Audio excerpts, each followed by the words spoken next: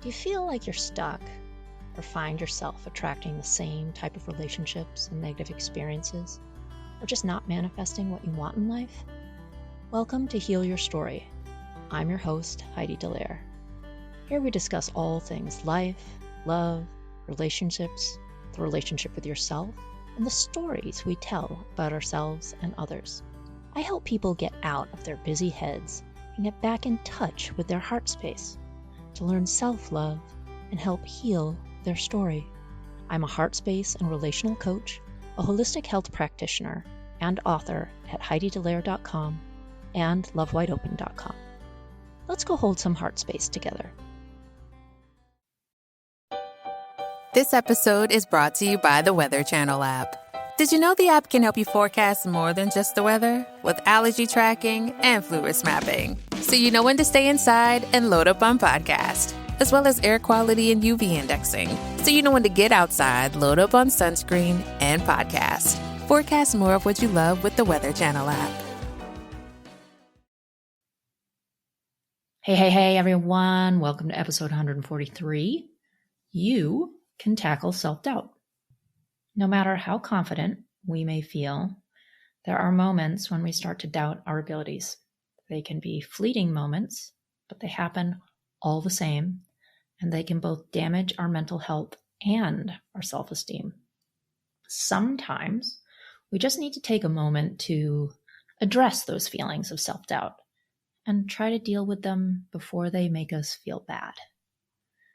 Leaving behind your self-doubt can have a greater impact on your life than you may realize. In fact, have you asked yourself this very important question? For what reason do you doubt yourself? Like, really feel into that. For what reason do you doubt yourself? 9 times out of 10, the answer is the same. Fear. What is it that you're afraid of? Are you afraid of succeeding? Why? What's holding you back? Are you afraid if you put yourself out there, you won't be good enough? Perhaps you think your inner critic makes you better at what you want to do. Self-doubt is, with exception of psychopaths, present in everyone. Like negative thought cycles, it pops up from time to time, or for some, all the time. The secret is not to let it get to you. You must learn to let go and move on to healthier thinking patterns. Once you achieve this, then you will free the spirit, because doubt and worry and fear holds the spirit captive. When the spirit is captive, it does not soar to its full potential. Anything that you truly want to accomplish is prevented as a result. So, are you ready to move on from your self-doubt and worry? Let's dive into and look at a few simple ways you can kick self-doubt out of your mind and get on being your usual positive and productive self. Here are a couple of ways to overcome self-doubt. You got to remind yourself of your goals. Everybody needs to have goals. Next time you feel a little bit low and lack confidence, take a look at one of your projects or a goal that you've set. Consider the short-term impact of your goal, the mid-term impact, and then the final result. By breaking down your goals, you can take a moment to look at what you've achieved and what you are continuing to achieve. If you see real, tangible progress, you'll be less likely to doubt yourself and more likely to push toward the next opportunity. Make a list of your achievements. Lists are healthy because they allow our brains to organize and condense our thoughts, rather than getting muddled and spiraling around in our heads. So sit down, grab a bevy, if you'd like, and write down everything you are proud of. Be specific or be generic. It's entirely up to you. Your achievements can be significant ones or small wins that allow you to take control and to smile. Smile at your achievements. Even if one of them is getting out of bed in the morning, it's an achievement all the same. So make sure you write it down. This can remind you of your self-worth and just what you are capable of and capable of doing. Do something you love. If you're having moments of self-doubt, take yourself shopping, or to the theater, or to an art gallery, or to the library, and revisit a passion of yours. By allowing yourself to explore your interests, you can remove self-doubt. You'll appreciate that you are knowledgeable about something. By recognizing that you have interests, you'll generate some enthusiasm, revitalize some passion, and realize that you are an interesting and valuable person to be around. Ask yourself why you're feeling self-doubt. Give yourself a good talking to.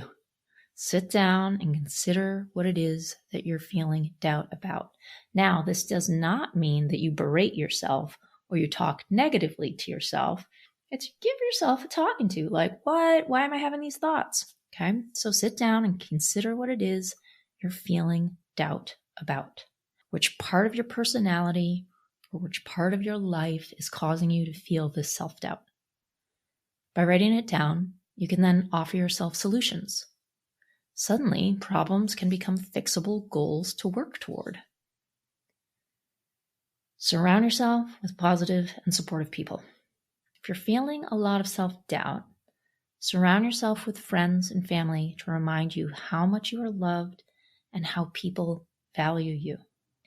And if you're stuck and you don't have those people, you've got to find new people or reach out to me because I support you. Remember, your friends and family take time out of their schedule when they visit you, so remind yourself that they must appreciate you and recognize your worth. Just recognizing the friends and family you have will make you appreciate your support network and hopefully make you feel wanted. Self-doubt is extremely common, but it doesn't have to overcome you.